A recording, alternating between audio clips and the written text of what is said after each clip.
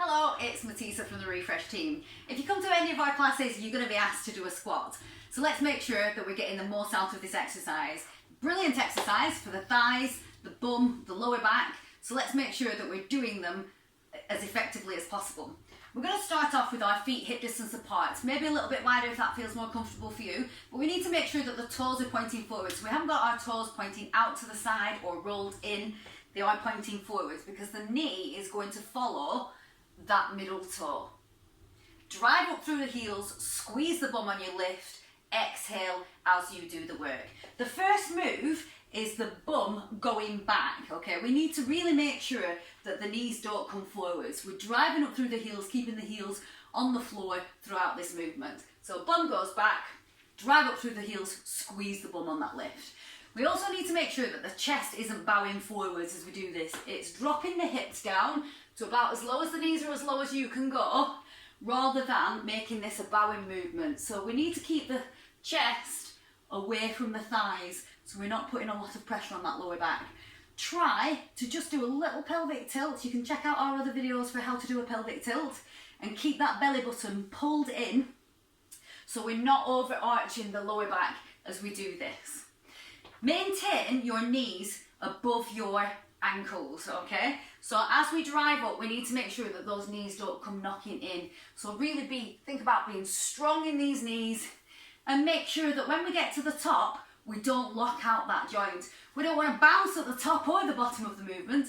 We need to make this a really nice, slow and controlled movement and make sure that we don't do a lock at the top. Try and make this as deep as you can come so that we really work these muscles effectively. Exhaling as you do the work, belly in, and really squeeze these muscles to make them wake up and really work for you. The best way to practice this, if you're really new to squatting, is to work with a chair. So I'm going to make sure that I can feel the chair on the back of my legs. My feet are hip distance apart, my toes are pointing forwards, and I'm just going to push my bottom to the back of the seat, and that's going to keep these knees behind the toes.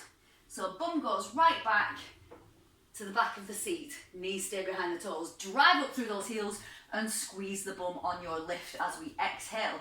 Again, you need to make sure that this chest isn't dropping down towards the thighs.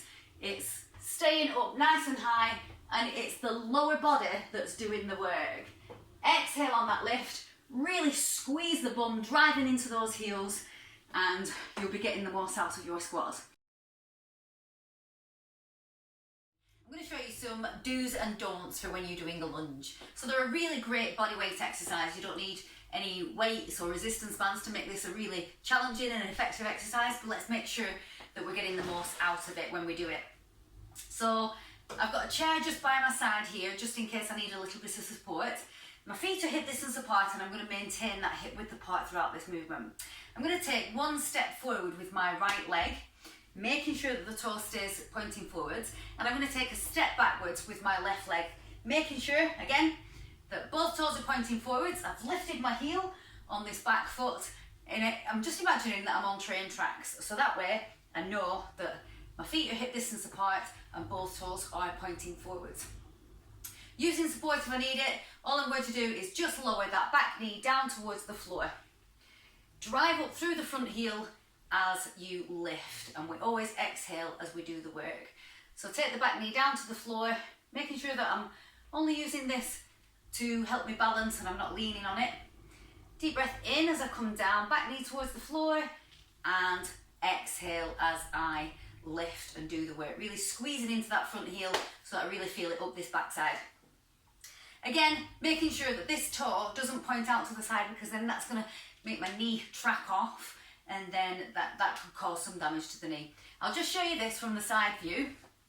So same thing again, feet stay hip distance apart. I take a step forward with one foot and a step back with the other foot, and then I take and keep those feet on tram lines pointing forwards, and then I take that back knee down towards the floor. This front knee needs to stay behind the toe, okay? So if you find that your front knee is going beyond your toe like this, you just need to take a little bit of a wider step forwards. Again, maintaining that alignment on your train tracks. Drop that back knee down towards the floor and rise up. We need to make sure that we stay in control of the movement so we're not bouncing up and locking the knee. So we protect that joint just by keeping it nice and soft at the top. Really drive into that front heel to really feel this working for you.